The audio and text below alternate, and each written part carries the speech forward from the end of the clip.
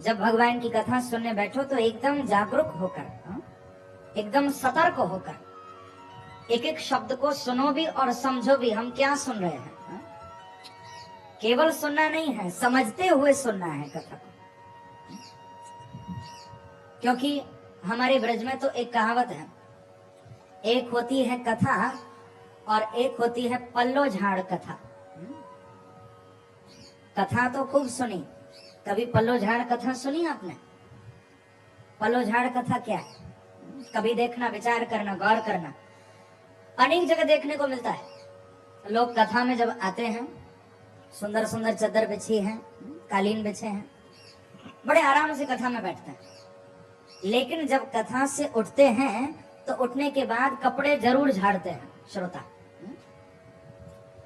चाहे कितना भी सुंदर चादर बिछी हो, कितना भी सुंदर कालीन बिछा हो, लेकिन कथा सुनकर जब उठते हैं तो कपड़े जरूर झाड़ते हैं।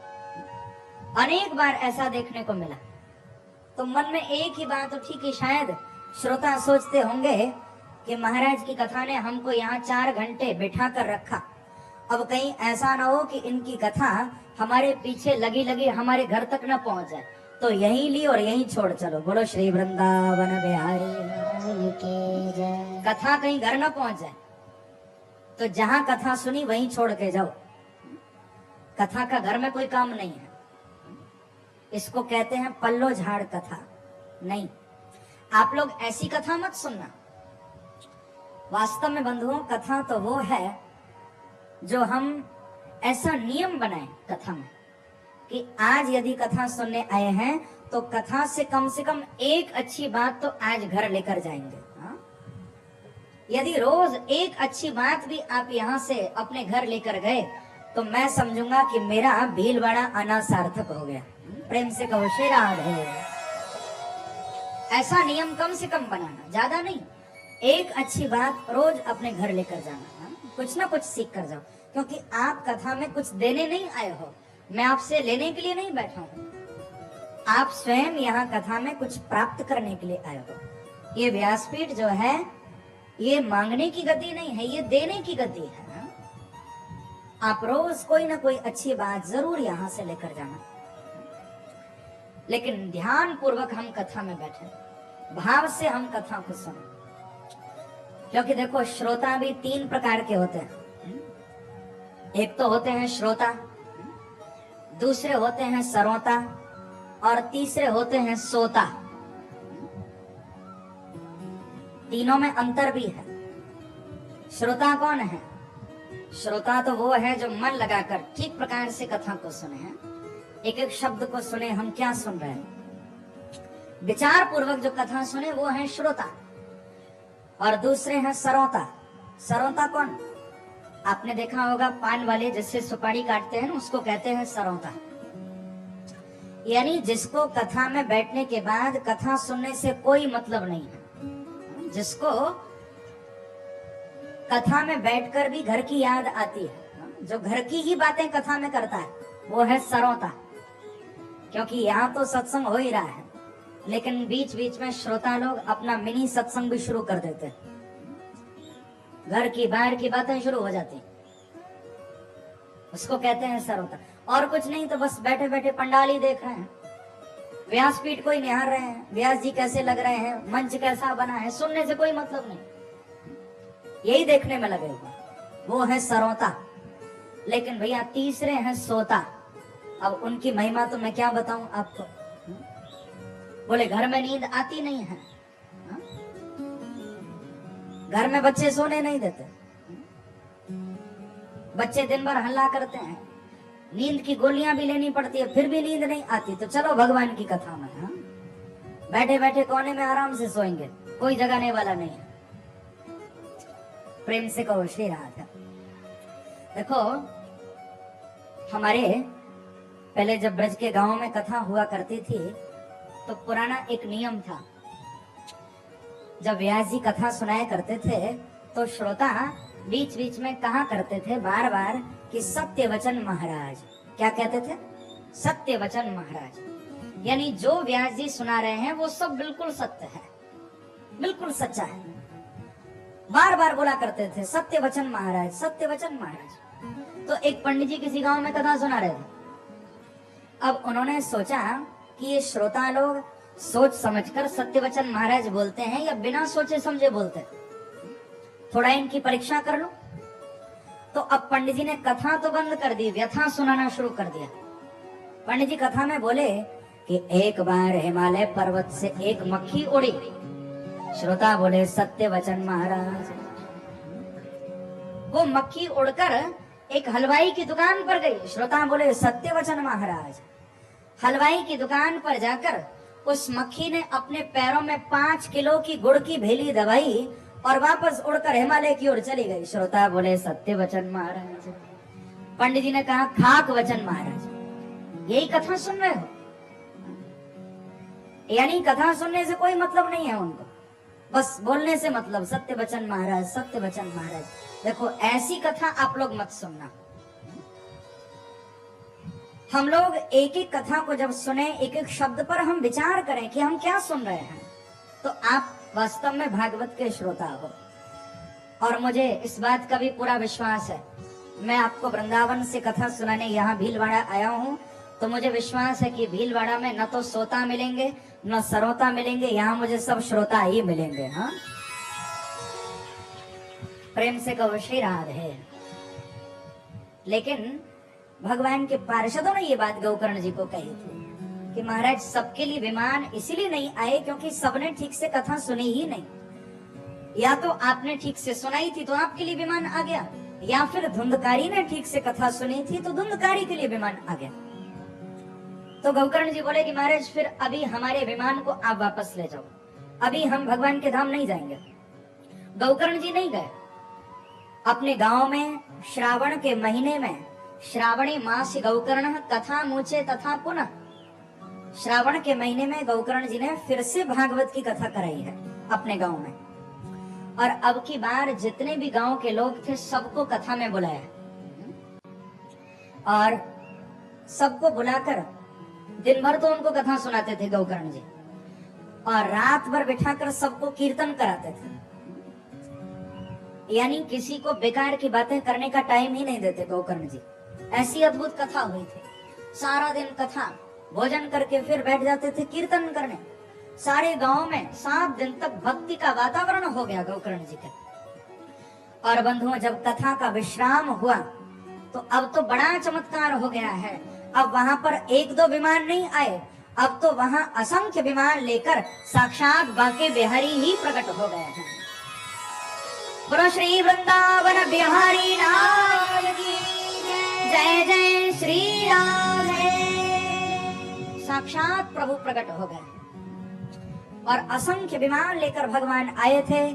गोकर्ण जी के गांव के जितने भी लोग थे भगवान ने सबको विमान में बिठा दिया।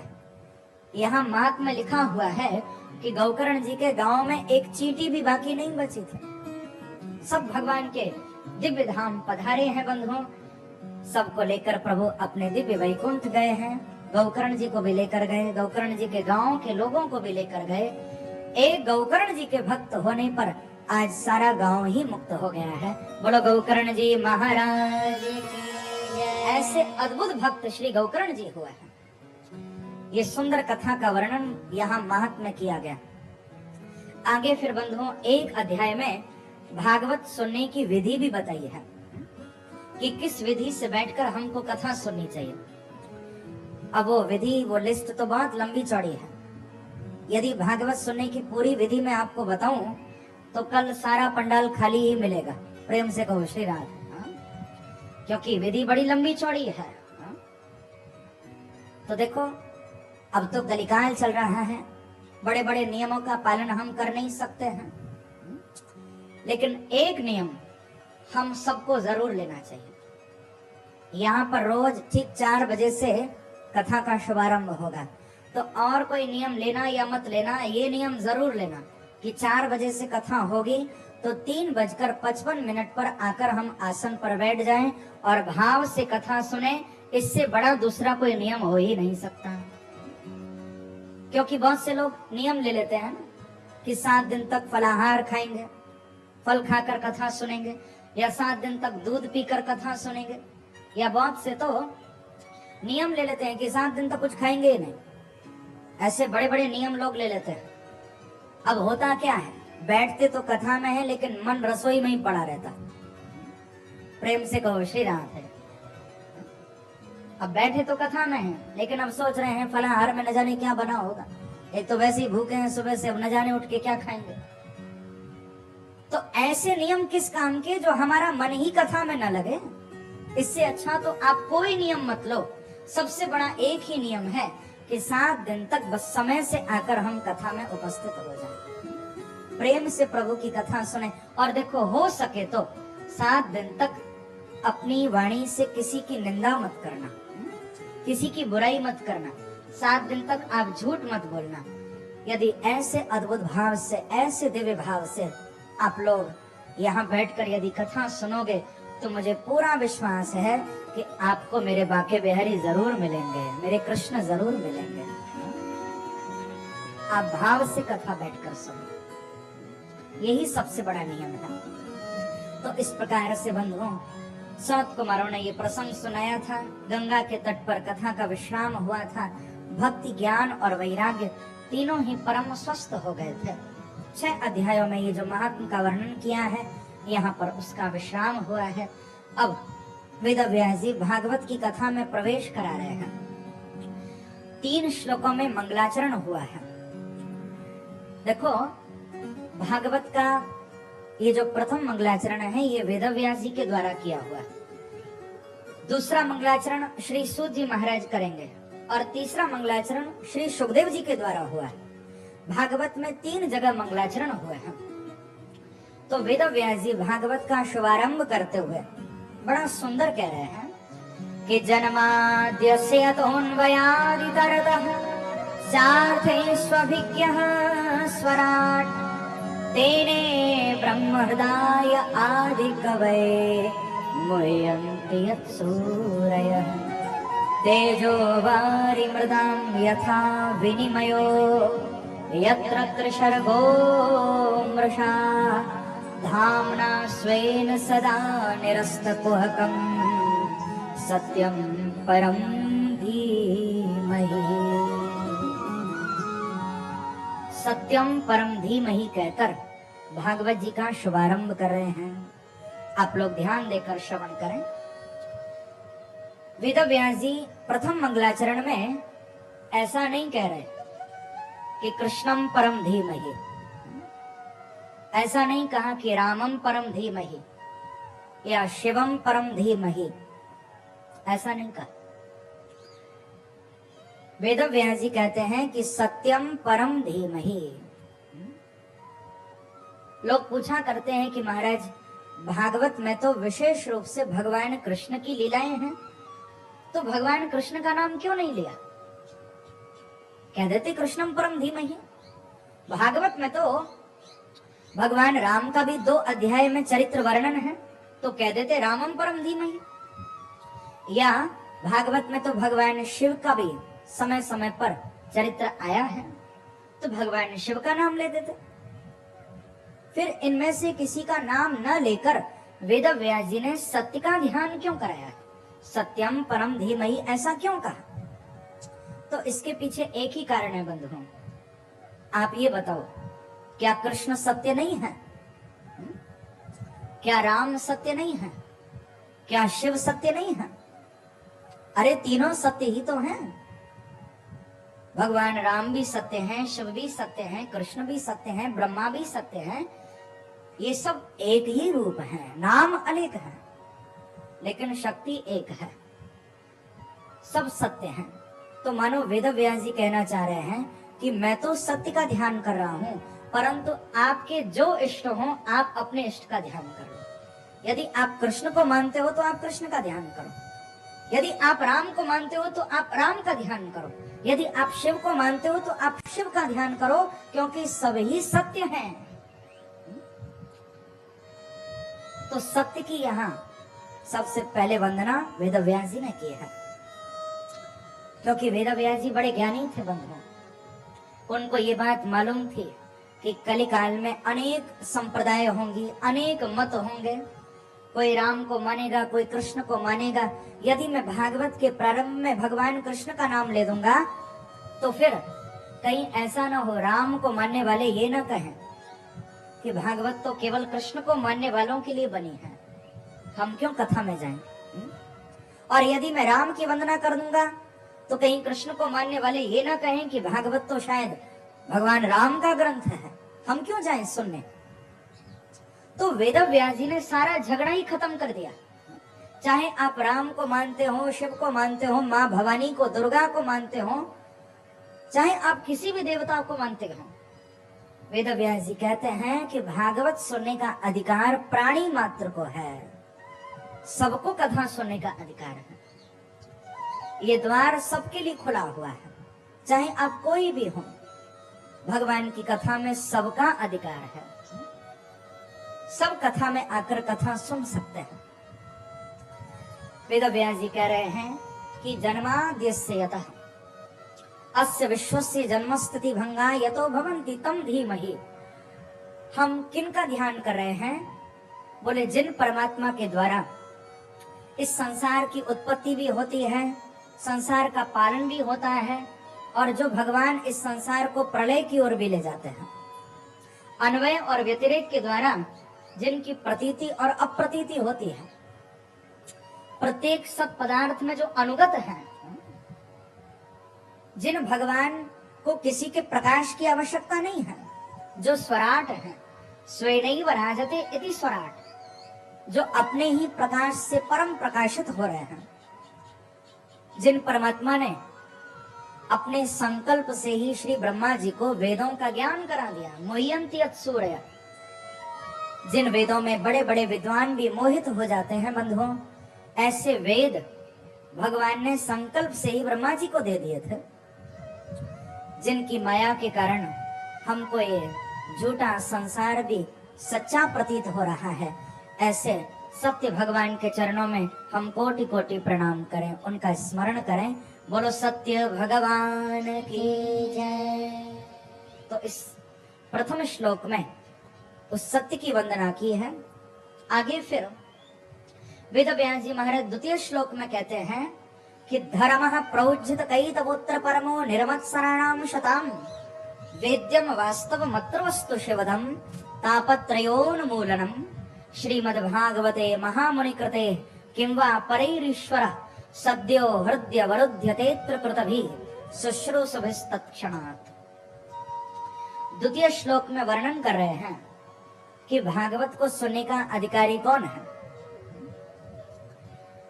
पहले तो बताया कि भागवत को सुनने का अधिकार सबको है, हा? कोई भी क्यों ना हो, सब कथा में आकर कथा सुन सकते हैं। लेकिन द्वितीय श्लोक में वेद व्यास जी कह रहे हैं कि नहीं नहीं, निर्मत्सराणाम शताम। ये भागवत जो है ये निर्मत्सर महापुरुषों का ग्रंथ है, जिनके अंदर मत्सरता नहीं है। थोड़ा ध्यान देना, सबको कथा सुनने का अधिकार है, लेकिन एक व्यक्ति को कथा सुनने का अधिकार नहीं है। कौन? बोले वो व्यक्ति जो दूसरे से ईर्ष्या करता है। आज ऐसे लोग समाज में बहुत देखे जाते हैं। ऐसे लोग आपको आज घर घर में मिल जाएंगे। कैसे? बोले जो अपने दुख से दुखी नहीं है, दूसरे के सुख से ज्यादा दुखी है। प्रेम से कहो श्री राधे। ऐसे लोग ज्यादा देखने को मिलेंगे आपको। अपने दुख से इतना दुखी नहीं है, सामने वाला ज्यादा सुखी कैसे हो गया, ये दुख अंदर खा रहा। बंधुओं, जिसके अंदर दूसरे का अहित करने की भावना है, जो व्यक्ति दूसरे का बुरा सोचता है, बोले उसको भागवत की कृपा नहीं मिलती है। भागवत की कृपा तो उस पर होगी जो कथा में बैठकर अपने अंदर यही भाव रखेगा कि सर्वे भवन्तु सुखिनः, सर्वे सन्तु निरामयाः, सर्वे भद्राणि पश्यन्तु मा कश्चित् दुःख भाग् भवेत्। जिसके अंदर कथा में बैठकर ये भावना आएगी कि हे प्रभु, आप सबके जीवन में सबको सुख प्रदान करो, कोई संसार में दुखी न रहे। ऐसी भावना जिसके अंदर है उस पर भगवत जी की कृपा होती है। और देखो यहाँ पर वेद व्यास जी एक और बड़ी विशेष बात कह रहे हैं। कहते हैं कि शुश्रूषुभिस्तत्क्षणात्, आप लोग अभी कथा में नहीं आए हो, ध्यान देना, अभी आप अपने घर पर बैठे हो, और घर पर बैठे बैठे यदि आपके अंदर ये भाव उठा कि आज तो हमें कथा में जाना है, अभी आए नहीं हो, यदि घर पर बैठे बैठे आपके अंदर ये भाव उठता है कि आज हम कथा सुनने जाएंगे, आज हमको कथा सुनने जाना है, तो वेद व्यास जी कहते हैं कि सद्यो हृदय वरुध्यते त्रिकृतभी। घर बैठे बैठे यदि आपने सोच लिया कि आज हम कथा सुनने जाएंगे, तो ये विचार मन में आते ही बाके बिहारी साक्षात हृदय में आकर बैठ जाते हैं। केवल बैठते नहीं है, अवरुध्यते, हृदय में आकर भगवान कैद हो जाते हैं, बंध जाते हैं प्रभु। ऐसी कथा की महिमा है। बल्कि मैं तो कहूंगा कि कथा में आप लोग अपनी इच्छा से आते भी नहीं हो। किसी में इतनी ताकत नहीं है जो भगवान की कथा में आ सके। ये तो कथा से पहले 4 बजे कथा शुरू होती है ना, तो 3 बजे से ही मेरे बाके बिहारी घर घर में चक्कर लगाते हैं, घूमते हैं ठाकुर जी। घर घर जाकर प्रभु देखते हैं कि कौन कथा सुनने का अधिकारी है, और भगवान जिस पर कृपा करते हैं तो उसका हाथ पकड़कर स्वयं प्रभु ही उसे कथा में लेकर आते हैं। प्रेम से कहो श्री राधे। अपनी इच्छा से बंधुओं भगवान की कथा में कोई आ ही नहीं सकता। भगवान की कृपा से ही प्रभु की कथा सुनने को मिलती है।